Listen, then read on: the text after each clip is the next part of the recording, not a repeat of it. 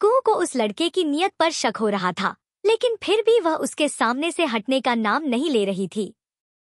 कुहू ने गुस्से में कहा, अपनी बहन की पीठ पर मलहम लगाओ और रास्ता छोड़ दो। मुझे जाने दो, लड़के ने जवाब दिया। अच्छा, तो तुम ही मेरी बहन बन जाओ।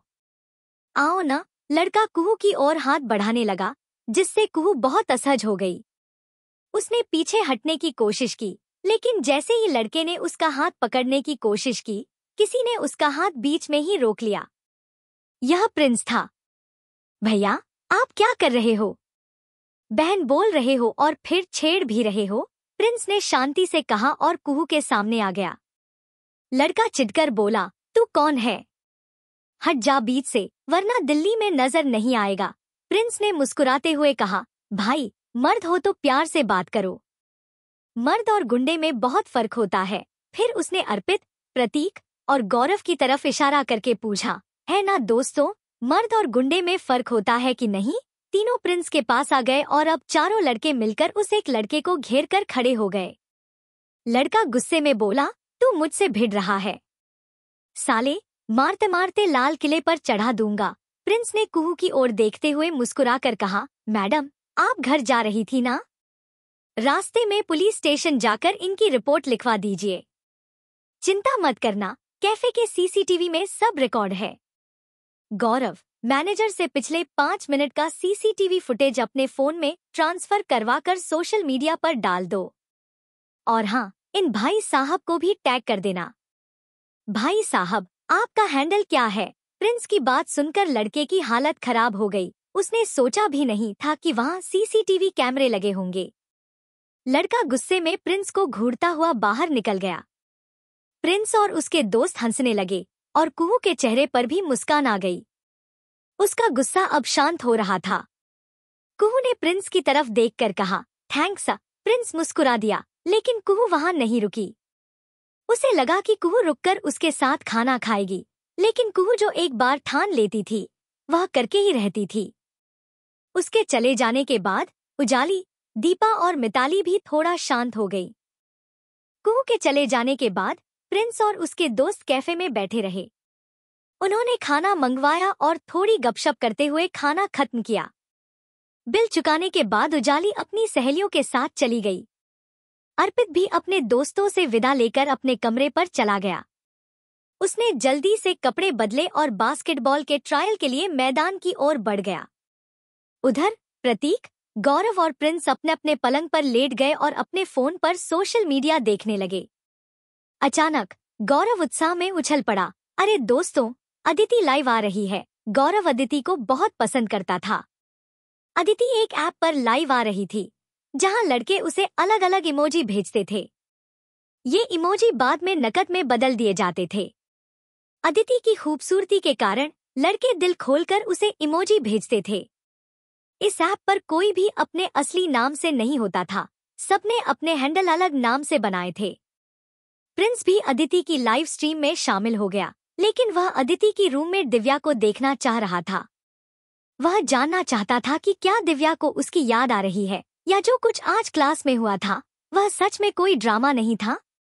अदिति के लाइव में अब तक 35 लोग जुड़ चुके थे और वे सभी उसके क्लासमेट थे। अदिति ने आसमानी रंग का तकिया पकड़ा हुआ था और ऑरेंज कलर के हेडफोन पहने हुए थे।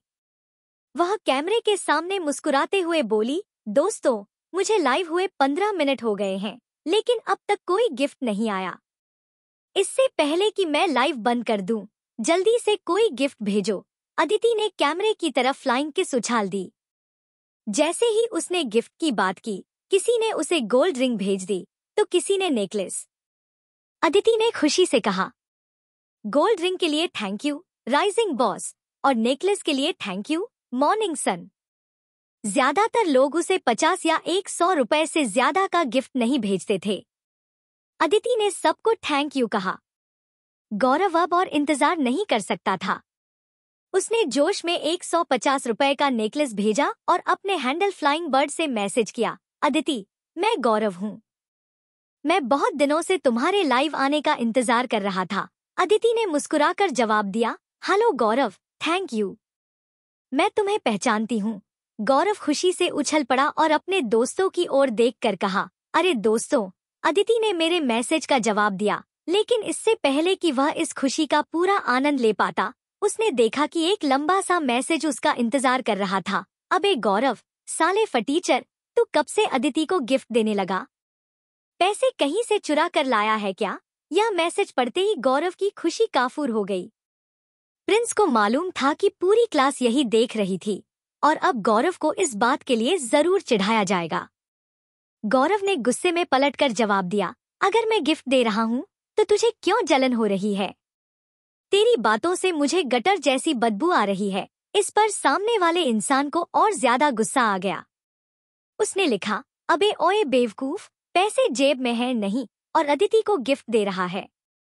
साले, बाप ने पैसे फीस भरने के लिए दिए हैं और तू यहाँ अय्याशी कर रहा है। अपने बाप से तमीज से बात कर, वरना लैब के मेंढक की तरह यहीं चीर दूंगा, गौरव ने गुस्से में जवाब दिया। इस पर अदिति ने कहा, अगर तुम दोनों अभी चुप नहीं हुए तो मैं तुम्हें बैन कर दूंगी। गौरव ने जवाब दिया, सॉरी अदिति, लेकिन इसने ही शुरुआत की थी। अबे खत्म भी मैं ही करूंगा। अदिति, मेरी तरफ से तुम्हारे लिए एक गिफ्ट, कहते हुए अमन ने अदिति को एक कार का इमोजी भेज दिया जिसकी कीमत 1000 रुपए थी। अदिति इतनी रकम पूरे लाइफ में भी मुश्किल से कमा पाती थी, लेकिन एक ही गिफ्ट में उसने इतना कमा लिया। अदिति ने फौरन अपने सुर बदलते हुए अमन को थैंक यू कहना शुरू किया, लेकिन अमन का गुस्सा अभी थमा नहीं था। उसने $10 के 5 इमोजी और भेज दिए जो 500 रुपए के थे। अदिति की आंखें इन गिफ्ट से चौड़ी हो गई। अमन, इतने सारे गिफ्ट्स के लिए बहुत बहुत थैंक यू। मैं सच में बहुत खुश हूँ, अदिति ने कहा और अमन की ओर एक फ्लाइंग किस उछाल दिया। ये देखकर गौरव को गुस्सा आ रहा था। उसके पास इतने पैसे नहीं थे, लेकिन वो अमन को सबक सिखाना चाहता था। अमन ने लिखा, सिर्फ थैंक यू से काम नहीं चलेगा, मुझे चैट बॉक्स का एडमिन बनाओ। अदिति ने उसे एडमिन बना दिया। एडमिन बनते ही अमन ने सबसे पहले गौरव को ब्लॉक कर दिया। ये देखकर गौरव और प्रिंस दोनों को बहुत बुरा लगा। अब बोल ना फटीचर, क्या हुआ, पलंग के नीचे छिप गया क्या? अमन ने लिखा और चश्मे वाला इमोजी भेज दिया। गौरव चाहकर भी अब कुछ नहीं लिख सकता था। प्रतीक ने लिखा, दोस्तों, हम एक ही क्लास में पढ़ते हैं, किसी के बारे में इस तरह की बातें करना सही नहीं है। यह सुनकर बाकी लोग प्रतीक के कपड़ों और सूरत के बारे में बकवास बातें लिखने लगे। अमन ने उसे भी ब्लॉक कर दिया। गौरव और प्रतीक दोनों ही गुस्से से आग बबूला हो गए, लेकिन वे कुछ नहीं कर सकते थे। प्रिंस लेटे-लेटे उनके गुस्से को देख रहा था और साथ ही चैट रूम की सारी बातें भी पढ़ रहा था। तभी किसी ने कमेंट किया, अरे देखो, किसी ने चांद का इमोजी भेजा है। यह सुनते ही सब लोग शांत हो गए। चांद का इमोजी 10,000 रुपए का था। अदिति भी यह देखकर हैरान रह गई। इससे पहले कि वो कुछ कह पाती, 4 और चांद के इमोजी चैट बॉक्स में चमक गए। मुझे एडमिन बनाओ, चांद भेजने वाले ने लिखा। अदिति ने तुरंत अमन को एडमिन से हटाया और उस नए व्यक्ति को एडमिन बना दिया। उसने सबसे पहले गौरव और प्रतीक पर से ब्लॉक हटा दिया। अरे देखो, उसने मुझे ब्लॉक से हटा दिया। अब मैं फिर से मैसेज कर सकता हूँ, गौरव ने प्रतीक से कहा और थैंक यू एडमिन का मैसेज डाल दिया। अदिति ने वीडियो में कहा, एडमिन, तुम्हें बहुत बहुत थैंक यू, लेकिन सिर्फ थैंक यू से काम नहीं चलेगा।